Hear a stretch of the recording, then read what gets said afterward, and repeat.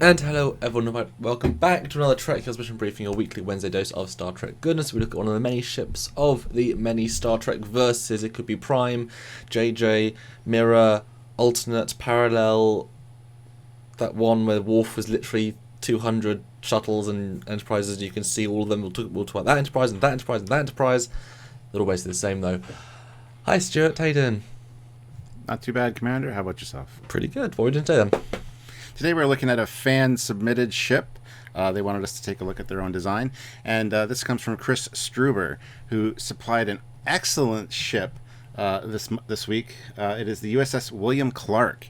And you too, if you're interested, can get your own ship on this show, where we look at it and talk about it and dissect it.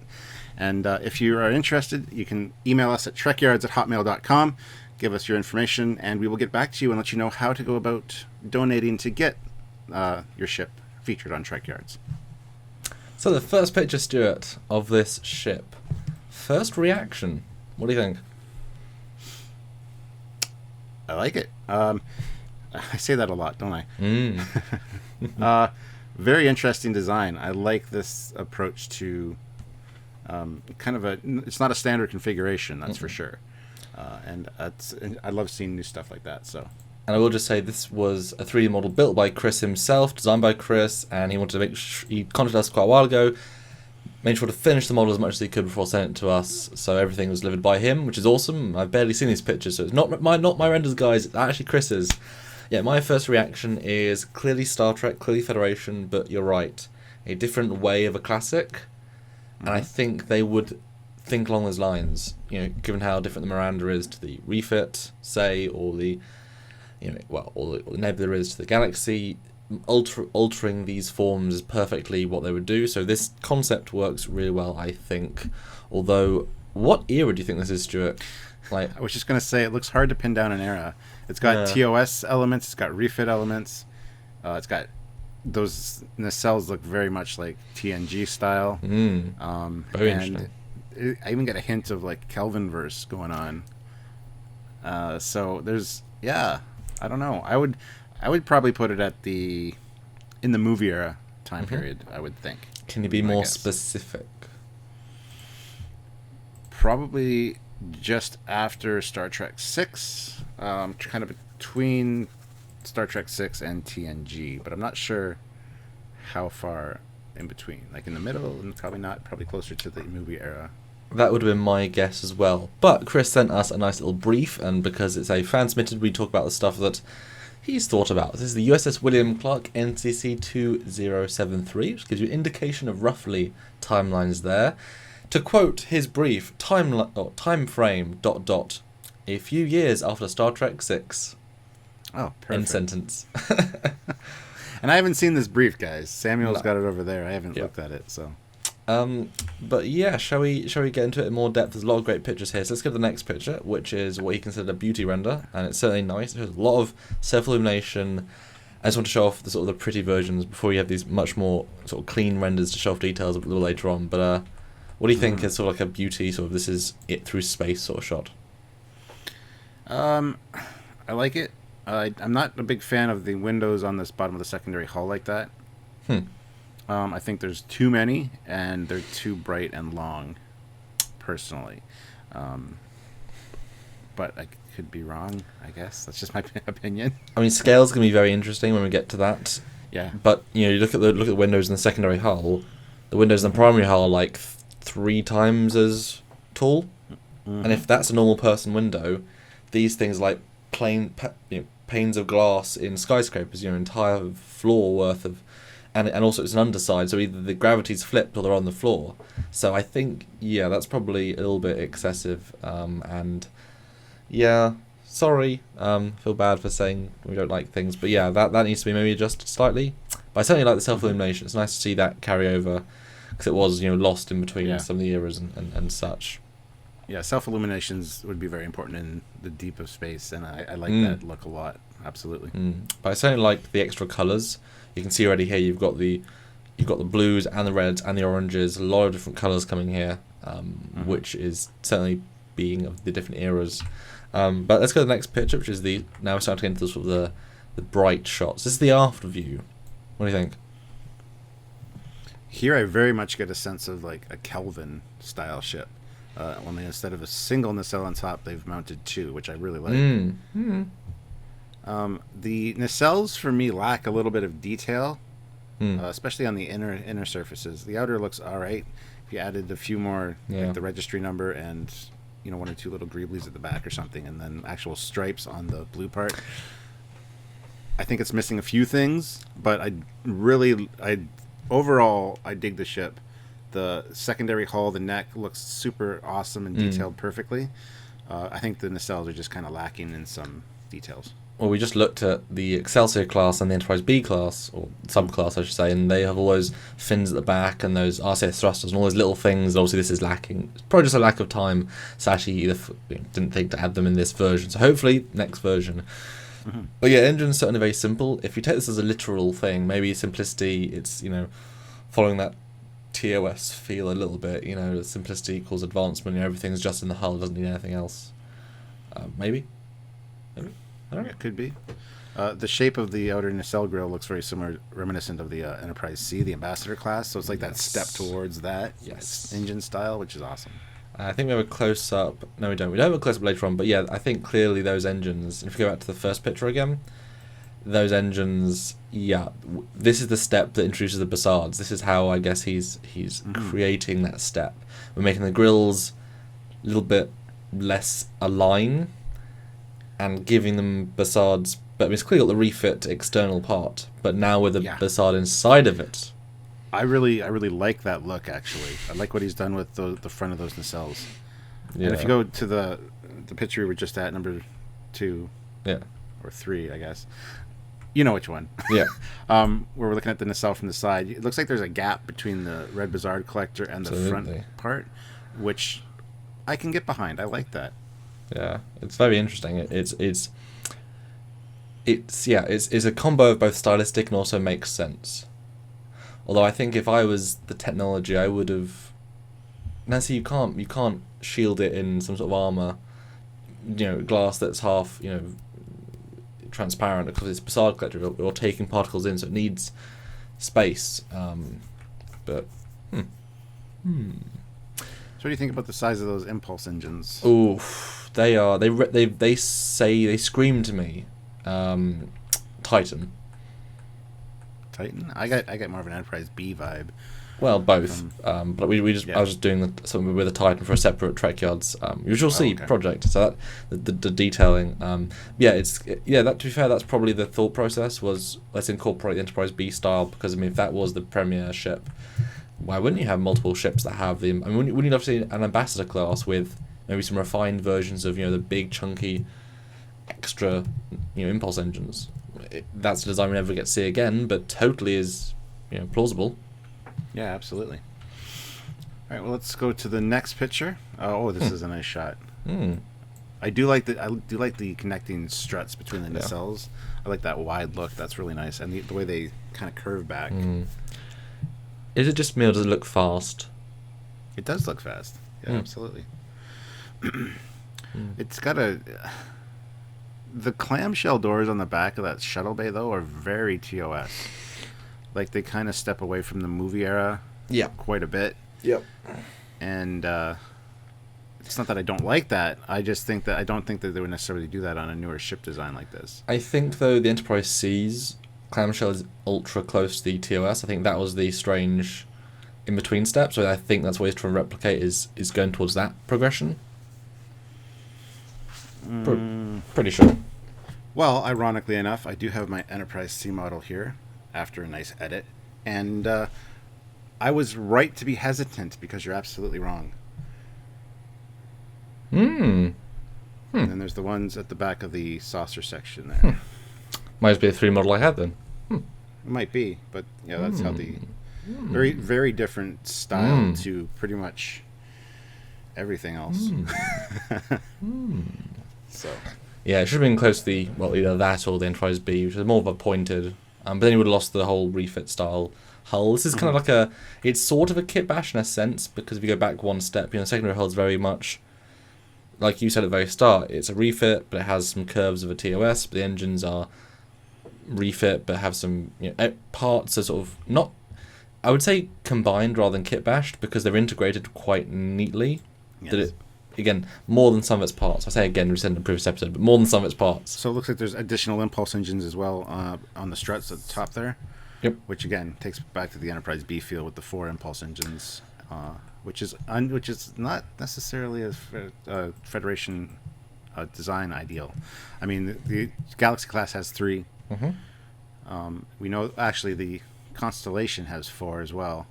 Mm. So yeah, it's like that era kind of went with the 4 impulse engines, even the Enterprise B. Mm. So that whole kind of late movie era kind of went with that idea, and Like the late movie era, yeah. Yeah, I don't think it stuck. So And then the much. Ambassador had 0 in some versions. Well, it had 1. Well, in some one. versions it had none. Got a big one here, but it needs something up here. Oh. Some versions they missed it completely. But let's go to the next picture, which is the scale chart, Stuart. This was way bigger than I thought it was going to be. Yeah, I would have thought the same size as the Constitution class refit, personally. It's 522 meters in length, 247 in width, 105 in height, and crew of 470. So, yeah. It's not a super huge crew when you compare that the original Constitution class had 430. Mm-hmm. Well, this shows here too that it's an expedition class ship. Yep. Which is an interesting point as well. I like that name for a ship class, especially for Federation. It's perfect. Surprised no one's nicked it for the show. Well, It's a wow. great name. But yeah, I mean the Enterprise C was obviously a big step up, and if this is, well, the Excelsior is about that. I think the Excelsior is in the 400s. So I mean, if this is one step later than the Excelsior refit, then if anything, the Saucer is going close to the Ambassador, which is again a circle but bigger. So actually, it's a nice evolutionary somewhere in between, scale-wise. I don't have a problem with the size. I just, at first glance, I thought it was the same size as a refit, based on all the elements that are very refit-like. So, like, basically, they had to severely upsize and build new scratch builds of components that looked stylistically like 80 or like 25 years old, but twice as big. Basically, again, we said Kelvin, it's that sort of style. It's like we're building it really massive, but it looks identical to the smaller scale, but it's actually really massive. Although this is a good time to tell you some more facts about the ship. It is a deep space exploration starship, which I think explains the small crew, lot of space. Its missions often take place months or even years apart from Federation space. Therefore, it's built for maximum sturdiness and redundancy. It features a tertiary hull on top with redundant systems like a secondary deflector dish and a second warp core. That's Constellation-esque, isn't it? Very much so. The tertiary hull also houses an extremely powerful subspace communications array that keeps contact with Starfleet. It's capable. Well, that I won't spoil. Maximum warp speed is warp 8.2. Primary warp core is warp 5 with the secondary. It's equipped with phaser arrays. They're nowhere near as powerful as the later versions in TNG, but still a major improvement. Most space is either taken up by backup systems, storage, or labs. Nice. Yeah. Actually, going back to that last picture for a second, I was going to mention something about it looked like it had a rear deflector or a sensor dish communications array, much like the Federation class Dreadnought has one facing rear, and that's for subspace communications with Starfleet Command, which makes a lot of sense. That's direct, carryover. And is that an aft torpedo launcher in the neck? Looks like it. I thought the same thing. I mean, that probably makes sense. I want to see the front to see if it's all, because it will be it could be like a whole torpedo bay, like deck, that fires fore and aft. That'd be awesome. We have lots more pictures. So let's go to the side view now. Very Kelvin-esque here. Yeah, and the saucer has that sort of sharper point, like the Archer from Renegades. Yeah. Those engines are big. They look big compared to the ship. They do, yeah. And the look of the front of the nacelles here is very unique. That bizarre collector housing, with kind of like the, almost like top of a castle, kind of look. I like that. It's an interesting choice. Although here, it's obviously not a through torpedo deck because so it might have rear torpedoes there, but it's in line with the saucer, which is interesting. One thing that really stands out to me is, apart from the odd scaling up of these components, because that secondary hull looks very, very big for the design. Not a problem, just kind of punches a little bit out, considering. If you look at that aft shuttle bay, boy, does that lip come out like a very, very, very long way. Well, it'd be a staging area for shuttles and Well, stuff. it needs to be. It looks a little thin in my opinion, but that's monkey brain. That's monkey brain talking. They're using advanced alloys and stuff. So it's certainly plausible. But if you look at that compared to a window, it's like half the size of a standard window. So it's only like that thick. yeah, I mean, it's not. It literally is very, very thin. I just think it's a little bit unnecessary. But it's got an interesting profile. I'm kind of surprised how close the facades are to the saucer. Mm-hmm. Yeah, he I feel like he's crafted the angles carefully, and that's why they feel original. If that makes sense. Mm-hmm. Mm-hmm. Yeah. The windows here too on the neck section are very reminiscent of the Galaxy class windows on its neck. Which is nice. They're not the round standard ones on this secondary hull like you see on the refit. Mm-hmm. It's kind of that next advancement to more of the oval shape. Neat. Which is cool. Yeah. Let's go to the next picture, which is a view from the front. Oof. And again, this looks really cool. Those nacelles look awesome from the front. Yeah, those pylons. Wow. Yeah, that's awesome. Lots to think about here. Yeah, it does have photon torpedo launchers on the upper part, on each side of the... They look brilliant. Secondary deflector there. Wow. It's got such It almost looks like it has a face. It looks like it has two eyes on that white part. Looks like a Pixar ship. Yes, Stuart. That's exactly what it is. We found the first one. Does this give you quite a Pacific Tier 1 vibe? Or the USS Pacific? A little bit, yeah. Yeah, especially with the clean colors, more of a white, not such a dark gray. Yeah. But also, this shot in particular has lots of little details that reminisce to sort of a realistic design. It's not that sleekness of the Connie. It's not that very basic shapes neatly combined for the refit. It's got all these little things which stand out, which makes it feel more real. By the same token, a little bit more different. That saucer's really strange, though, isn't it? It's not. It's got lots of angles. It's not a smooth saucer. It's not this beautiful. It's literally a flat plane of saucer, then little somethings off it. Yeah, it does have it has a unique profile for the saucer. Absolutely, I do like it. I think it again, it's very Kelvin-esque in my mind. The bottom part very much is reminiscent of the refit, though, with that lower dome. But yeah, absolutely agree. I love the stepped look. It's certainly very visually interesting. Well, another thing to point out, there's actually two observation domes either side of the torpedoes on the struts. They're windows, and that's very odd. I don't know why there would be those. Maybe they're torpedo control rooms? Maybe? I'd be down for saying that. I wouldn't say they're observation rooms per se, but... Well, they're not quarters, are they? They're not, labs. They're next to they're in a very odd place. You wouldn't ever put anything out there, really, unless there's a distinct reason. But let's go to the next picture to look at the back view. Wow, these impulse engines are pretty damn big. Definitely getting a Titan and E vibe, or a B vibe. The top impulse engine is very clearly Miranda-inspired, and they were also, I think, they're just below the pylon stuff, but upper pod. But yeah, a lot of colours, a lot of shapes. And again, that neck looks really good. The way he's done that is very nice. Yeah, the neck has a nice thickness to it that I really like. It definitely makes it look sturdy. Below the shuttle bay, it's interesting.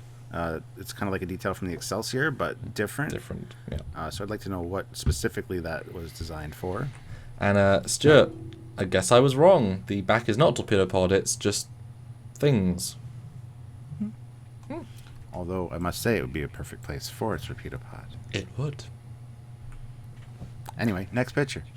Ooh, this is interesting. The plug and play elements here. This is the spoiler one I don't want to go into in the brief. Yeah. I like this a lot. that secondary unit looks amazing on its own as a ship. But that it could be easily reattachable, I'm sure. Although how it's held in place, because there's no real docking clamps. Magnetic clamps? Magnetic or force field or in structural integrity field, something like that. It's the future. You don't need necessarily real clamps. And yet the Galaxy class that comes later has huge freaking clamps. But I guess it is also a much bigger ship. I don't know. There's the much bigger saucer. It's cool. I like it a lot. I like the way that just comes straight out. Yeah, it says it's capable of a standard saucer operation. Also, in the case of warp core breach, the other major damage to the engineering hull, it can separate the engineering hull and continue warp speed the second warp course. If you go to the next picture, you can see it ejecting the warp engine, the warp secondary drive as well. I guess taking an NX refit style approach. So it's got double separation, Stuart. That's awesome. That's absolutely awesome. And I got to go back to the other picture real quick. The phaser strips on the top are much shorter than they are on the Enterprise C. Yeah. So it's like the first use of phaser strips because the refit have ball turrets. These ones have some smaller strips as well on here, but I like that inclusion. Yeah. And they're kind of like they're kind of the color of the old phaser turrets. They're not like the darker phaser rings yet, which is neat. Well, it's very much that first step. And on the next picture, you can see them even better here, the phaser strips. They really... they wouldn't have a great firing arc being that short, but, I mean, it's better than a ball turret, I guess. Well, exactly. A ball turret is even less of a firing arc by that, although you can fire multiple, but the point of a phaser strip is that you can shoot anywhere on that strip, so... More emitters. It's just like, 7 timesing a phaser ball turret, I guess. Yeah. And here, too, I get a Pacific 201 vibe from the black... sections by the navigation lights. Again, goes back to the cage and Pacific 201 and things. I like that detail on these ships. It really works for me. But let's go to the next picture, which is really close up, and you get to see everything in sharp detail. Interesting detail. At the front of the hull, those phaser strips, a lot of physical detail. Escape pods, first introduction of official escape pod hatches, which are on the C0 to the D, different style as well, because on the refit they're boxes, on the Enterprise D they're boxes, but this is another version. But Stuart, do you see the thing I'm seeing? What, the window? The window. Is that the bridge? I mean, what else would it be? It could be like the mess hall or the opposite, like the bar underneath the bridge. I think the bridge would be the upper part with no window. Because we know Voyager has the same thing. It's got the mess hall at the front, but kind of like, is it beside the bridge module or underneath it? It's underneath. Yeah. So that I can see being like an observation lounge, and I like that. If that's the case and the bridge is above it, I'm all on board for that. There is space. Yeah, it's a big ship. It is a big ship size-wise, so it would make sense. Yeah, 10 forward, but 2 forward, or 2 top. 2 top forward. I mean, it's funny. It gives that JJ Kelvin, JJ Price feel, but the bridge is not going to be, an entire floor of a building is not a bridge, but a very sort of thin, 10 forward / observation deck. No, that actually helps. Cool, good job, Stuart. You saved it from that. But interesting detail. Interesting to choose that. Yeah, I like it. It looks really good. Yeah. But the next picture is an aft view. You get a shot of the shuttle bay. I mean, that's TOS in a nutshell, isn't it? Or TOS and a little bit of the refit. What do you think? Yeah, I love it. Again, it's very TOS-ish though. I would make a few subtle alterations because it looks like it came right off a Constitution class ship. If you were to show me that picture and hide the rest of the ship, I'd be, oh yeah, it's a Connie. But then it's got the bigger loading area or staging area at the back there. So, I like it. I do, but I think it should be modified a little bit. And those bottom details doesn't look like there's doors there, so that looks like some functional piece of tech. They look like shocks or springs. They're probably power generation units or something. Right. And the next picture is a close-up of the upper impulse engine and the rear communications array, I guess it would be in this case. and I think that's cool. It's an interesting look for a sensor array. It's not a dish necessarily. It's not the same as the deflector. I love how he differentiated it to look different. So, well, if it's dedicated just for long-range communications, then it wouldn't need to look like a deflector dish. So yeah, absolutely. The next picture is a great detail shot of the deflector with an under torpedo launcher, which is very like the Enterprise Z, the Nemesis version, where the torpedo launcher right there. Cool to see a standalone torpedo of the same style. It's interesting. It's a great idea. And like I said earlier, that deflector looks amazing. I love when they do like the older style dish, but with the blue glow behind it. And this is pulled back further without the little antenna, which is nice. I like it. Yeah, I mean, we theorize that all deflectors have different functions. So, different style, different function. Absolutely. Mm-hmm. The next one's a shot of it in warp. Looking amazing. I love the streaking behind it. So very Star Trek Online-ish. Well, absolutely. And the next picture, which is our last picture, is a great front view just to get a cool USS William Clark NCC 2073 proudly displayed for you all to enjoy. There we have it, guys. So, Stuart, closing thoughts on this fan design? Fantastic design. I think he really thought outside the box and made some integrations that really pull together different eras and show an evolutionary design step in a lot of aspects. I would suggest a few small changes, mainly adding more detailing to the nacelles, specifically the side and the backs, and maybe a rear photon torpedo launcher in that space. But again, that's unheard of, though, in terms of those details. There is no... The Enterprise B hasn't got one visible, the Enterprise C hasn't got, the Enterprise... So it makes more consistency to not have one. I know, and it's a science vessel, so... Probe launcher? Something? I don't know. I think that little garbage launcher, for the trash. They can't, recycle. Yeah. But other than that, fantastic. Love it. Absolutely love it. Keep doing some good job. Yeah, I thought, Chris, thanks for getting contact. Thanks for suggesting this episode. Thanks for helping the show. Your donation really helps us keep the lights on. And really good model. And hey, let us know if you want to do a full episode. It'd be a lot of fun to make this thing fly properly throughout the stars. Yeah, it's a cool design. Lots of neat, innovative, but step in between. And honestly, I hadn't seen those facades before, or a few of the different elements. So yeah, great job. It's a cool yet weird yet Trek yet different design. It's filling in the lost years, is what it's doing. Yeah, absolutely. And that is it this week for Trekyards. Stuart, how can people support this show and help more great content coming to them on a weekly basis? Well, as we've discussed, you guys can email us and donate if you want to get your ship featured on the show, either in a full episode or a mission briefing, but we'll talk about details about that when you email us at trekyards@hotmail.com, or head on over to trekyards.com and click the donate button if you want to do a one-time donation of like $20, whatever you can afford. That'd be awesome. We also have a Patreon link in the description below. That helps us on a monthly basis, and that keeps the show going and keeps us innovating, coming up with new ideas and new show ideas for you guys, because we've got a lot of ideas locked in our heads we want to get out to you guys, and every little bit helps.